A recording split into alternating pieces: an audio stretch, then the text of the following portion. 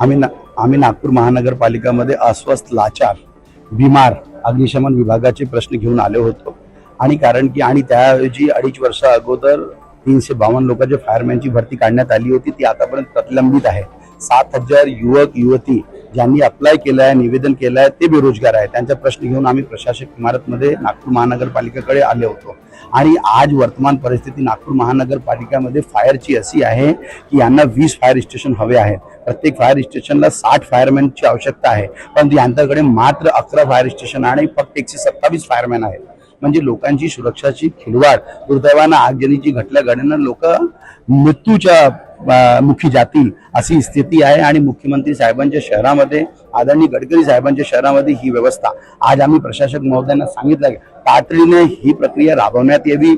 प्रतिलंबित भरती जी फायरमॅनची ती राबवण्यात, कारण की फायरमॅन हा फायर फायटिंगचा हिस्सा असतो, तो स्पायनल कॉर्ड, रीडची हड्डी असतो फायरच्या, कारण की कुठे काही झाली तर त्याला ट्रेनिंग असतो लोकांना बाहेर काढण्याची आगजनीच्या घटनातून। आम्ही तातडीने म्हटलं, अन्यथा जर तातडीने ही भरती प्रक्रिया घेण्यात आली नाही, अग्निशमन विभागात पूर्ण फायरमॅनची वॅकन्सी पूर्ण करण्यात आली नाही, आम्ही शिवसेना उद्धव बाळासाहेब ठाकरे यांच्या वतीने रस्त्यावर उतरून तीव्र आंदोलन करू, उपोषण करू आणि नागपूर महानगरपालिकेला सांगू की पार्टी काय असतो।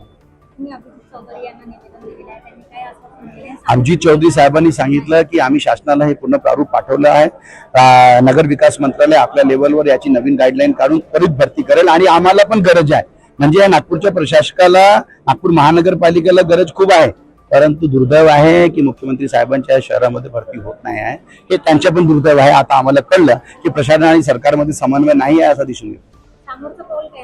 समोरच्या पाऊल फक्त आणि फक्त आंदोलन। उद्धव साहेब ठाकरे शिवसेना म्हटलं तर फक्त आंदोलन। आम्ही लोकांच्या हितांसाठी, लोकांच्या रोजगारांसाठी ही युवा सेना शिवसेना ही लगातार आंदोलन करेल आणि आम्ही उपोषणावर बसू ह्या मुलांसोबत, ह्या 7000 लोकांसोबत ज्यांना प्रतिवेदन केले आहेत त्यांच्यासोबत, असं आमच्या पाऊल असेल।